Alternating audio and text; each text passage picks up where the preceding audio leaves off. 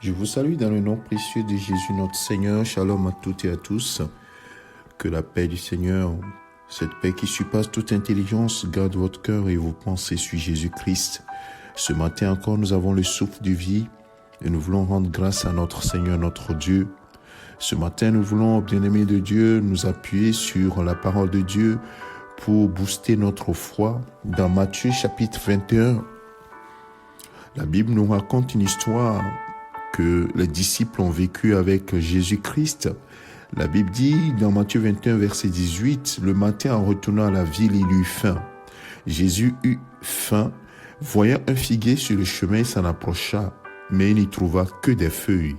Et il lui dit, « Que jamais fruit ne naisse de toi. » Et à l'instant, le figuier sécha. Les disciples qui virent cela furent étonnés et dirent, « Comment ce figuier est-il devenu sec en un instant ?»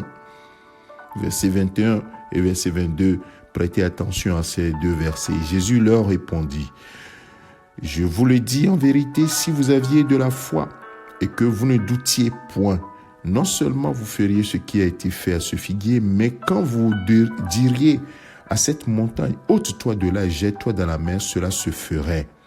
Tout ce que vous demanderez avec foi, par la prière, vous le recevrez. » Alors mon frère, ma soeur, ce matin, garde ces deux passages, verset 21, verset 22. Le verset 22 dit, « Tout ce que vous demanderez avec foi par la prière, vous le recevrez. » Jésus ne dit pas, « Vous pourrez le recevoir, vous le recevrez. » Mais il dit, « Si vous ne doutiez point » dans le verset 21, « Si vous aviez de la foi et ne doutiez point, non seulement vous feriez ce qui s'est passé avec le figuier, mais vous en ferez de plus grandes, c'est-à-dire vous direz à la montagne de se déplacer. » Bien-aimés, j'aimerais que chacun d'entre nous puisse faire cet exercice ce week-end. Que tu prennes une situation dans ta vie, une situation que tu veux changer, une situation que le Seigneur, tu aimerais que le Seigneur change dans ta vie et que tu pries avec foi. Que tu exerces la foi du Seigneur. Mais veille à ce que cette demande soit conforme aux Écritures.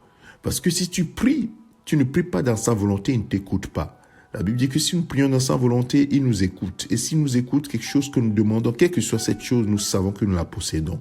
Voilà la cohérence. Bien-aimé de Dieu, il y a des montagnes qui se dressent devant toi. Est-ce qu'il y a des situations qui doivent changer? Oui, parle à cette situation. Et si Jésus a parlé au figuier, parle à cette situation. Si c'est la maladie, parle à la maladie. Ordonne à la maladie de quitter ton corps. Et ce matin, en parlant, j'ordonne à cette maladie qui te paralyse de quitter ton corps au nom de Jésus-Christ. Cette situation qui te bloque, j'ordonne à cette porte qui était fermée, ouvre-toi maintenant au nom de Jésus-Christ. Ces chaînes qui te tiennent dans la captivité, dans l'addiction, que ces chaînes te libèrent maintenant au nom de Jésus-Christ.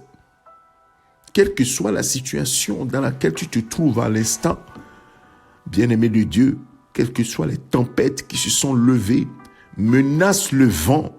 Toi, vent, arrête-toi maintenant. Et la tempête va cesser. Et tout va redevenir calme.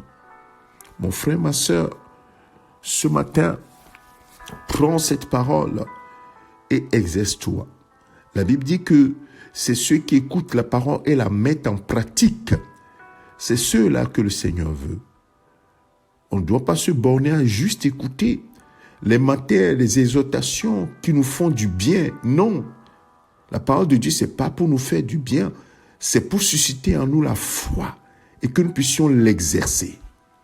Alors ce matin, exerce la foi par la prière.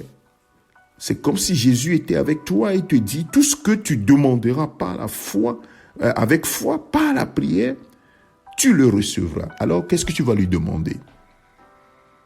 Mon frère, ma soeur, ce matin, demande alors. Fais l'exercice, demande. Rappelle-lui ce passage et demande-lui. Moi, je vais juste te recommander la grâce de Dieu. Moi aussi, je vais demander. Je demanderai. Je ne vais pas prier pour toi, mais toi, tu vas prier et demander. Jésus te dit, tout ce que tu lui demanderas avec foi, par la prière, tu le recevras. Alors fais l'exercice ce matin. Et surtout, il dit, ne doute point. Ne doute point en toi. Ne doute point. N'annule pas toi-même ta prière. Demande seulement. Tu sais demander à ton voisin, tu sais demander à tes parents, ou bien tu sais demander à tes amis. Demande.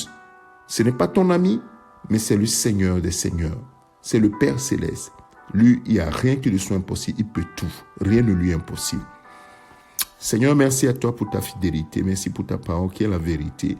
Et ce matin, cette parole suscite la foi en nous. Et nous voulons l'exercer.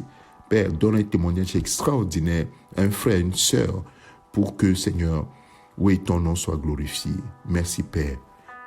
Au nom de Jésus-Christ. Amen.